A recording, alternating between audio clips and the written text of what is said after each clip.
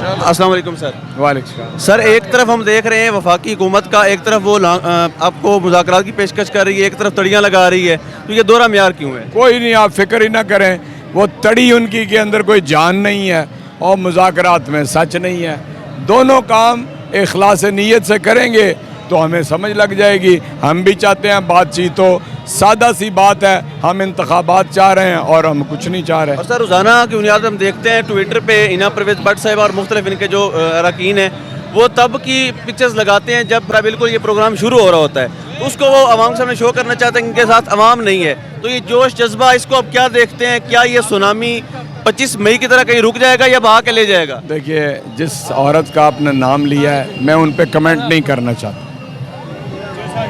لیکن پالیسی سر پالیسی واضح ہے جی. آپ کا کیمرہ آپ کے ہاتھ میں ہے، بتا دیں یہاں بندے ہیں کہ نہیں ہیں. بس آپ سب لوگ ہیں، ہمارے ساتھی ہیں. میڈیا کو ہم سلام پیش کرتے ہیں. میڈیا قوم کی آواز ہے اور بن سکتا ہے. سادہ سی بات ہم کیا کہہ رہے ہیں کہ عام انتخابات کی تاریخ کا اعلان کر دیں. کیوں کہتے ہیں؟ اس لیے کہ انہوں نے 2018 کے الیکشن کو کہا تھا کہ یہ غلط ہے الیکشن، یہ دھاندلی زدہ الیکشن ہے. عمران خان کو کہا تھا یہ سلیکٹڈ ہے، اور ایک لمحے کے لیے اس کو بات نہیں کرنے دی پارلیمنٹ کے اندر. اب موقع ہے انتخابات سے، تو بھاگ کیوں رہے ہیں؟ اور ان کو پتہ چل گیا ہے کہ ان کی موت ہے سامنے. 17 جولائی کو دیکھ لیا، 16 اکتوبر کو دیکھ لیا.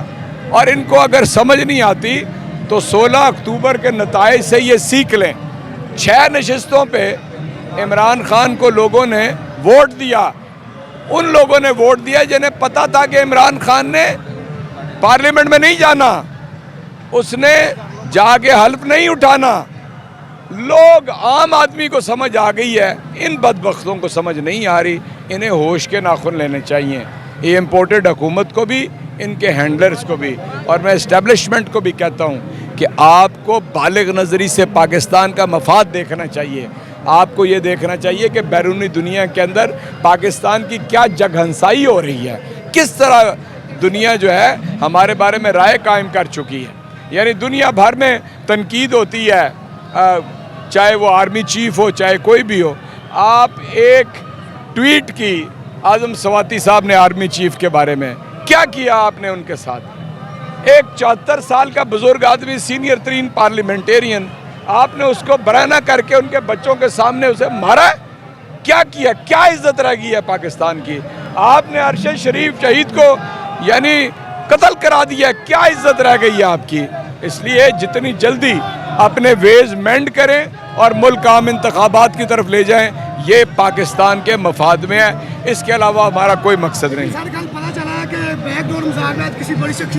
دیکھیں، میں آپ سے میری بات سن، تو فرق کیا پڑتا ہے؟ آپ کا اس کا سوال سے کیا مطلب ہے؟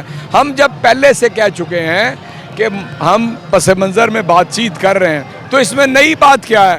لیکن کل کسی سے کوئی بات چیت نہیں ہوئی. بس